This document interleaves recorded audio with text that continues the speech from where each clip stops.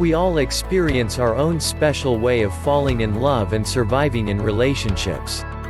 For INFJ, love is always an important thing, but they can hardly find it really, because in these forms of relationships it has high expectations for what they want. INFJs certainly have a particular range of principles and methods in relationships. Here are some things you need to know about how the INFJ falls in love. INFJs are idealists. INFJs are often idealistic, especially in their romantic relations. You believe too much in this notion of what marriage should be, and so sometimes it's tough for you to really cope with these assumptions. Often INFJs place people on pedestals that they admire, and they see them as something great if this is not possible. This can cause them to feel disappointed later on, but they do fail to let go, even though they feel right. The idealist of INFJ hopes much from falling in love, merely from being able to build it into his mind several times. If they spend a lot of time wondering what it would actually feel like to fall in love with someone and want to get trapped in it. INFJs don't even like stuff like this, but their brains seem to fly away from them. INFJs give everything. While INFJs may have some conflicting sentiments about love and how they really fall into it if they love anyone, they do both.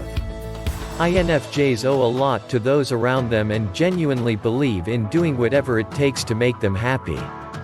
It is no different if INFJ falls in love, and it may even be a little more serious. In any way they want to celebrate for the topic of their objection. INFJs will do their best to satisfy their partner and to find opportunities to give and bring joy for their partners. In reality, for the INFJ it can be a lot of strain if you are in love, and you want to live up to your standards. INFJs have large hearts and always do everything for the ones they love, so caring just intensifies these feelings.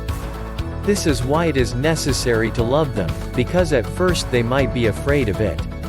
And the INFJ will collapse so hard that it gives up to someone to sacrifice any of who it is. If INFJ chooses the right guy, this can be a genuinely mystical experience and pulls him into his own bubble and into his inner universe. The way they are loved is also a rare process which can so uniquely enrich the lives of the people around them. It might be frightful for INFJ to fall in love, but they surely feel it intensively. INFJs fall hard, but not easily. Although INFJs obviously love strong, it doesn't occur easily. It also takes time to fully open up, but falling in love can be a slow process for INFJ. When they actually fall for someone, they want to make sure it's true, and always take time to trust him to let him into the heart. It's not easy for the INFJ just to spring into things and they're both in love. They may not fall in love at first sight, even though some of them may begin to feel very quickly for someone due to their good sense of intuition. You really can't get in, and you just have to be patient with your emotions and wish for a partner who is patient with your operation. Although INFJs might not fall quickly, it's something that means much to them when they fall for someone. You feel all too intensely, so it's a very serious and intense feeling to fall in love. They always put everything they have in the person they fell for, and they just want to open their hearts.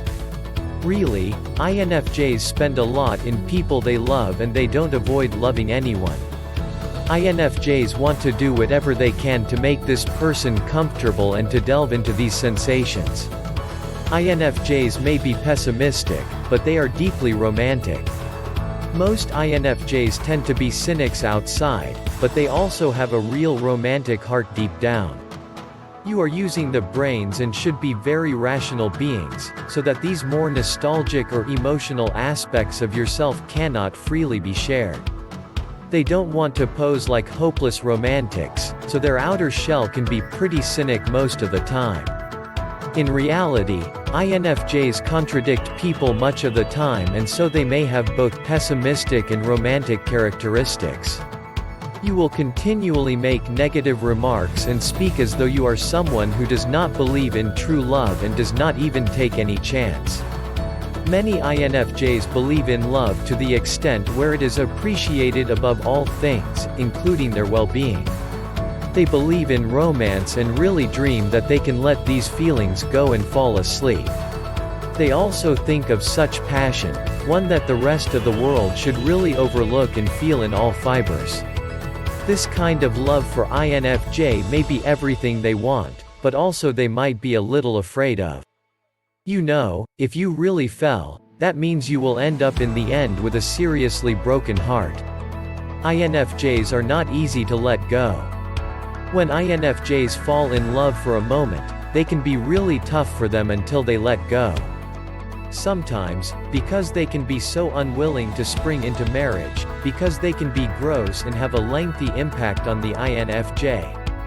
They don't know how to go on after someone has signed their hearts, and even when it comes to love they don't want to take the chance. And if things have stopped, even though they find the place to look, they could feel it for a long time if they love someone, INFJ. They take love seriously, and so it doesn't feel right to give up these feelings and to just say that they never felt such an overwhelming and strong thing. It just doesn't feel natural for the INFJ to let go or move on after something has hit them too hard. Although they do not want anyone to know that they have trouble letting go, INFJ can take even longer. When you value your heart and soul, you become a member of who you will be for a long time. This is what you are. Thank you for being with us to the end. You can be anywhere in the world now and you chose to stay with us, we truly appreciate it.